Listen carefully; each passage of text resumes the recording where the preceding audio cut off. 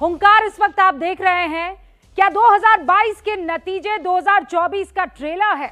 ये सवाल आज मैं इसलिए पूछ रही हूं क्योंकि कल की जीत के बाद प्रधानमंत्री नरेंद्र मोदी ने खुद कहा कि 2022 के निर्णय ने 2024 के नतीजे तय कर दिए हैं। प्रधानमंत्री नरेंद्र मोदी आज गुजरात के दौरे पर निकल चले हैं। अब से कुछ ही देर में हम आपको गुजरात ले चलेंगे, जहां प्रधानमंत्री नरेंद्र मोदी संबोधित करेंगे वहां मौजूद लोगों को। 2024 अभी 24 महीने दूर है और इसीलिए हम ये दावा नहीं कर सकते कि 2024 के नतीजे तय हो गए हैं, लेकिन कुछ फैक्ट्स आपके सामने रखना चाहूंगी जो इशारा करते हैं कि पीएम मोदी के दावे में कितना दम है। पहला यह कि यूपी की 80 सीटों से होकर दिल्ली का रास्ता गुजर सकता है, ये फैक्ट है, इसे कोई इनकार नहीं कर सकता है क्योंकि 80 सीटों से होकर ही गुजरता है ये रास्ता। ब्रांड मोदी की चमक 8 साल बाद भी बिल्कुल वैसी बरकरार है। वो चमक अगर वो रैली कर दे कहीं और कह दे कि वोट बीजेपी को पड़े तो पड़ता है। मोदी को चुनौती देने वाला फिलहाल दूर दूर तक कोई नजर नहीं आ रहा, यह भी सच है। कोरोना काल में राशन बांटकर पीएम मोदी ने बीजेपी के लिए एक नया वोट बैंक तैयार कर दिया है और उस वोट बैंक का नाम लाभार्थी दिया गया है।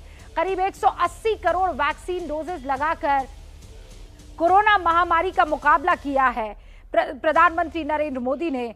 मोदी की चुनावी रणनीति का मुकाबला करना आसान इस वक्त किसी पार्टी के लिए नजर नहीं आ रहा है। कल 4 राज्यों में जो जीत मिली है, आज उस जीत का जश्न मनाने की बजाय गुजरात के मिशन पर जुट गए हैं। चुनाव में अभी वहां पर 8 महीने बाकी है, दिसंबर में चुनाव होना है। यूपी की जीत की वजह से 5 ट्रिलियन इकोनॉमी के सपने पर नए सिरे से काम शुरू हो जाएगा, सुधारों की रफ्तार तेज होगी। मोदी के सामने विरोधी फैक्टर जो है वो बेअसर नजर आ रहा है। आने वाले दिनों में विपक्ष की अगुवाई के लिए लड़ाई तेज हो जाएगी। कल पंजाब में आम आदमी पार्टी की जीत से ये लड़ाई बढ़ जाएगी। अभी प्रधानमंत्री नरेंद्र मोदी गुजरात में हैं और वो जनता से मुखातिब हो रहे हैं। आजादी का अमृत महोत्सव मना रहे हैं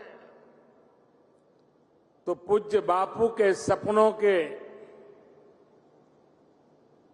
हम सब एक प्रकार से प्रतिबद्ध हैं कि आजादी के जंग में जो सपने देख करके लोगों ने अपने आप को आहूत किया, अपनी जवानी खपा दी, हमें उन सपनों को साकार करना चाहिए और ग्रामीण विकास ये पूज्य बापू का सबसे प्रमुख सपना रहता था। वे लोकतंत्र की शक्ति भी ग्राम शक्ति में देखते थे और इसलिए लोकतंत्र में जिसका विश्वास है उन सबको समर्पण भाव से ग्रामीण सारी व्यवस्थाएं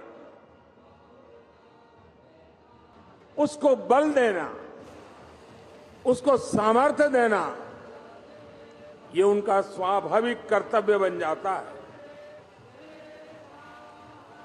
ग्राम स्वराज का सपना साकार करने के लिए पंचायती राज व्यवस्था ये अपने आप में एक महत्वपूर्ण व्यवस्था है।